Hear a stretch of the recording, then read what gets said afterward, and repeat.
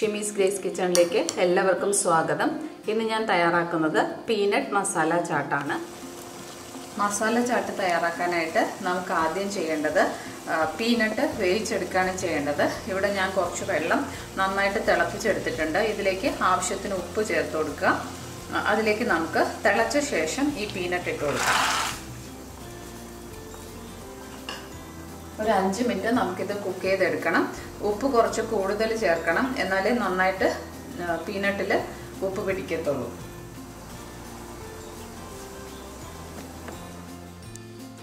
നമ്മുടെ പീനട്ട് റെഡിയായി കഴിഞ്ഞു. ഞാനിതൊരു 10 മിനിറ്റ് കുക്ക് ചെയ്തെടുത്തു. അപ്പോഴാണ് കറക്റ്റായിട്ട് വെന്ത് കിട്ടിയത്.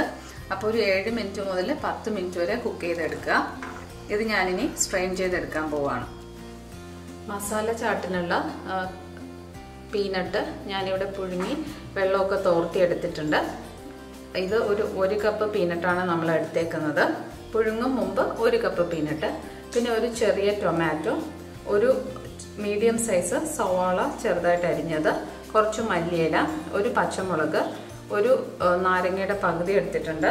പിന്നെ എടുത്തേക്കുന്നത് 1/2 ടീസ്പൂൺ ചാട്ട് മസാലയാണ്, പിന്നെ 1/2 ടീസ്പൂൺ ചില്ലി പൗഡർ, പിന്നെ നമുക്ക് ഉപ്പ് ആവശ്യം. ഇനി നമുക്ക് ഇതെങ്ങനെയാണ് മിക്സ് ചെയ്തെടുക്കുന്നതെന്ന് നോക്കാം. ഞാനിവിടെ ഒരു പാത്രത്തിലേക്ക് നമ്മുടെ പീനട്ട് പുഴുങ്ങിയതിട്ടിട്ടുണ്ട്.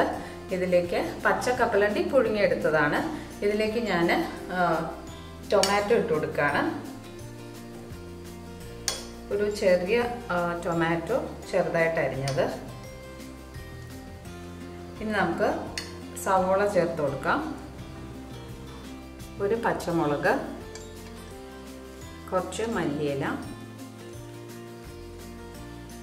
ഇതിലേക്ക് 1/2 ടീസ്പൂൺ മുളക് പൊടി, 1/2 ടീസ്പൂൺ ചാട്ട് മസാല.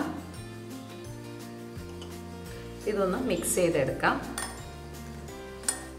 നമ്മൾ പീനട്ട് വേവിച്ചപ്പോഴേക്കും ഉപ്പ് ചേർത്താണ് വേവിച്ചത്. ഇനി കുറച്ച് ഉപ്പ് കൂടെ നമുക്ക് നോക്കിയിട്ട് ചേർത്ത് കൊടുക്കാം. ഒരു 1/4 ടീസ്പൂൺ ഉപ്പ് ചേർത്ത് കൊടുക്കാം. നമ്മളൊരു കാര്യം ചേർക്കാൻ മറന്നുപോയി, ഒരു നാരങ്ങയുടെ പകുതി പിഴിഞ്ഞൊഴിച്ചു കൊടുക്കാം.